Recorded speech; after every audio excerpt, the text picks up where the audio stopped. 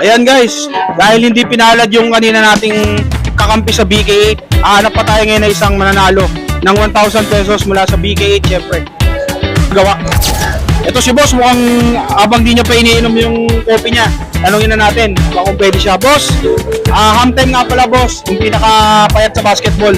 Baka pwede kitang ma-interview boss sa BK8. Maaari kang manalo boss ng BKA merch, tsaka ng 1,000 pesos mula sa BK8. Ayun. Ayan boss, ano po pala ang pangalan natin? Ako nga po pala si John Reyes Suarez. Ayan, bagong kakampi natin, si Idol. Dali Idol, may mga konting katanungan lang tayo mula sa BK8 syempre. Ito, mananalo ka ng 100 pesos pag nasagot mo yung tanong natin.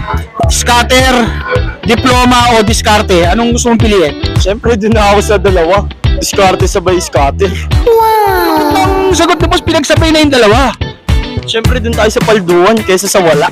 Ano ka pa? Grabe, ang dami talaga nag-i-scatter ngayon. Buti na lang, andito ang legit na BK8 kung saan pwede kayong manalo ng totoong pera. Ayan, nasa yun na yung 100 pesos. Saan mo ito gagamitin? Siyempre, gagamitin ko sa pantalpak na naman. Dun tayo sa parlay naman. Yun! Dahil lang BK8 Sports, syempre, pwede kayo maglaro ng mga sports. Bali boss, ito na yung tanong natin. Siya ay nanalo ng Rookie of the Year sa UAAP. Kilalang player to boss at bagong kakampi natin sa BK8. Hindi ko ano. Meron bang clue? Sige boss, dahil dyan, bibigyan pa kita ng isang clue. Ito, nag-iisa to. Number 19 siya sa FEU. Kinalala rin bilang King Tamaraw.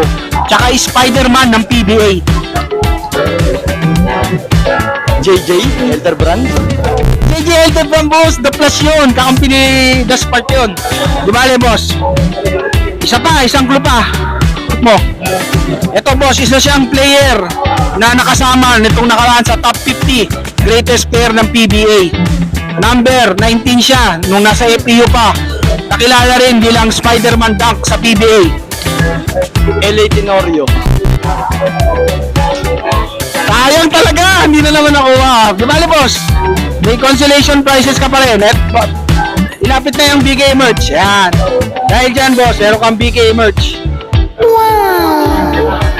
Tapos syempre, 500 pesos mula sa BK8. Boss, anong masasabi natin sa BK8? Maraming salamat po sa BK. May pantalpak na ako. Ay! Aray ko! Ibili mo na rin boss. Tuloy mo na rin yung kinakain mong masarap na coffee mula sa The Coffee Grind. Nasa BK8, palaging panalo sa sports.